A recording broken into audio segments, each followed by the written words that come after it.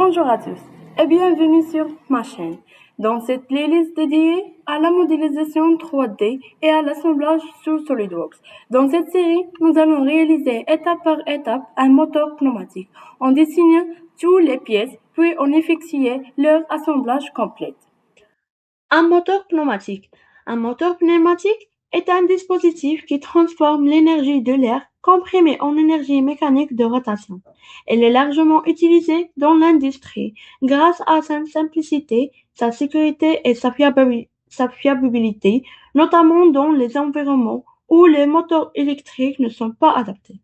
Alors, notre système est composé de plusieurs éléments mécaniques tels que le bloc moteur, le vibroquin, la bille et le piston, le volant d'inertie, le couvercle, les supports et sans oublier les éléments de fixation des vis. Dans cette playlist, nous allons concevoir chaque pièce à partir de plans techniques en respectant les dimensions réelles, puis terminerons par l'assemblage complet afin d'obtenir un mécanisme fonctionnel. Alors, Inch'Allah, on va commencer maintenant par la première pièce et la plaque de base ou bien base plate. Alors, on commence. On doit premièrement ouvrir notre logiciel SolidWorks. Et par la suite, cliquer sur Accueil pièces. Et puis, on sélectionne notre plan de face. Et par la suite, on sélectionne Esquisse et on choisit le rectangle par centre. On dessine un rectangle. Et par la suite, on passe à le réglage de cotation, et ça veut dire la dimension. La longueur de 50 sur 82.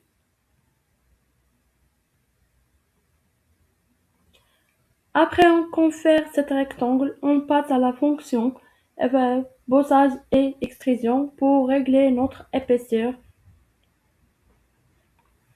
Par suite, puis épaisseur de 16 mm. On clique sur OK. Et par la suite, on essaye de faire des trous de perçage. On clique sur fonction assistant pour le perçage et on choisit notre outil de perçage. On règle des paramètres. On choisit tour tordé avec un M4, ça veut dire le diamètre de 4.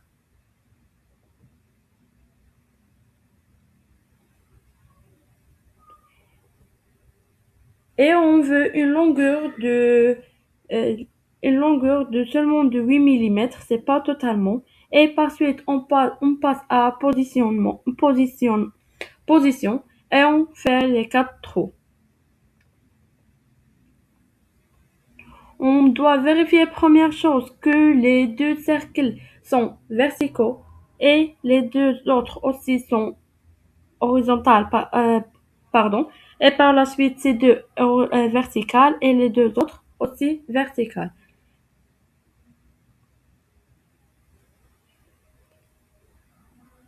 Et par la suite, on doit régler la distance entre les trous. Par exemple, c'est de distance 38 sur 25.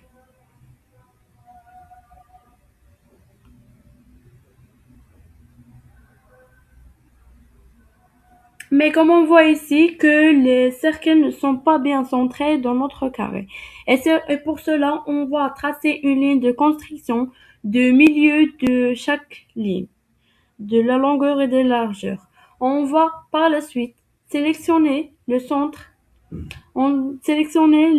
de les deux cylindres avec la ligne pour faire la symétrie.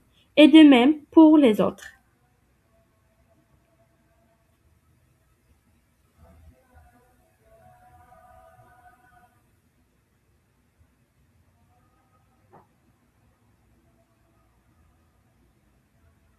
On doit bien symétrer.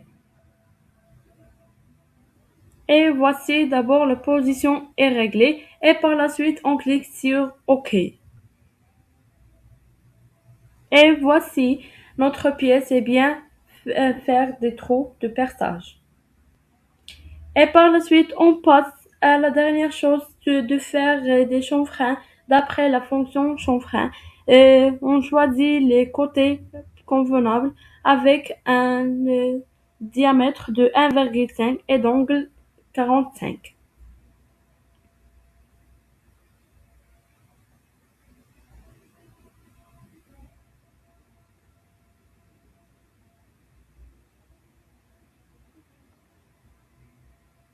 Et on clique sur OK et voici notre pièce. Et par la suite, on peut choisir la couleur de notre pièce. La couleur choisie, c'est pas un problème. On peut choisir n'importe quelle couleur. Ou bien, on passe directement à le choix de matériaux. Par exemple, elle va être d'un bois herde et c'est elle qui va nous donner la couleur de bois. Et voici notre pièce finale.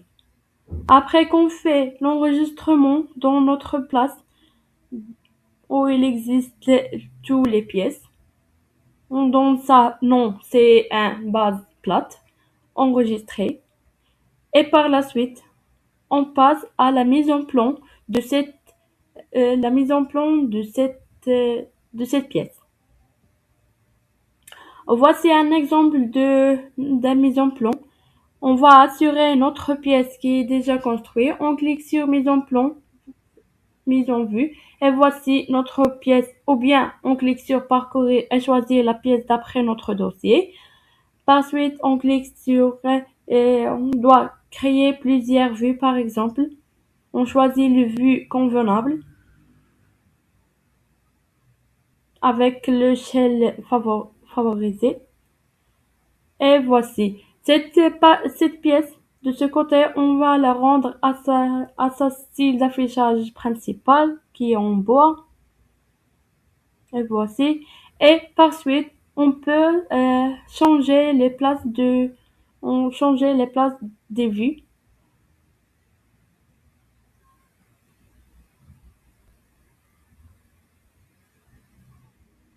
On doit les bien structurer pour avoir une bonne mise en plan sous forme d'un PDF.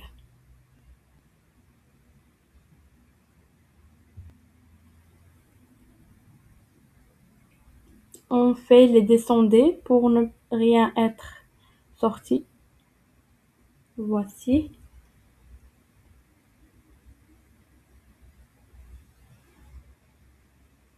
Et ici, je revenu pour faire des propriétés. Par exemple, j'ai donné des masses, numéros et le matériel qu'on a déjà choisi pour faciliter la mise en plan.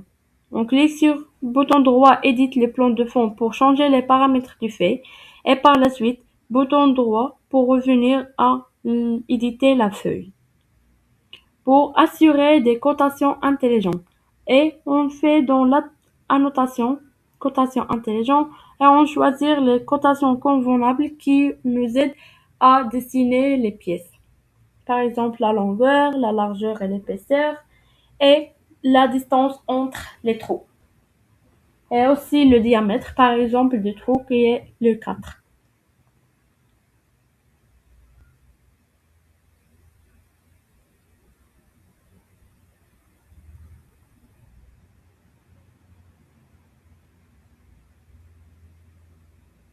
La distance entre ces deux. Et si on veut ajouter aussi l'épaisseur et le chanfrein.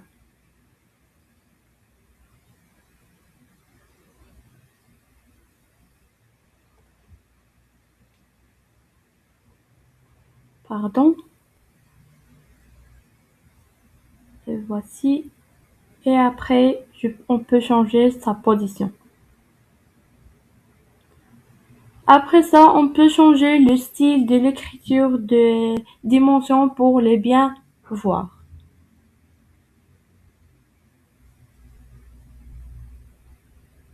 Sélectionnez toutes les dimensions. On choisit le type, par exemple, de type Time Roman, de taille New Roman de 14 avec un ligne grand.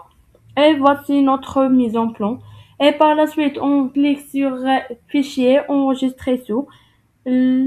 On choisit la position où on va l'enregistrer et on l'enregistre sous forme d'un PDF.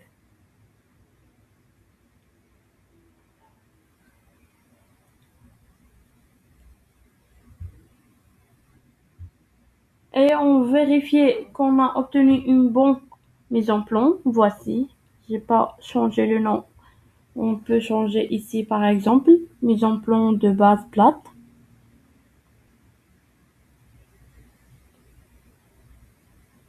Et voici notre mise en plan de cette pièce.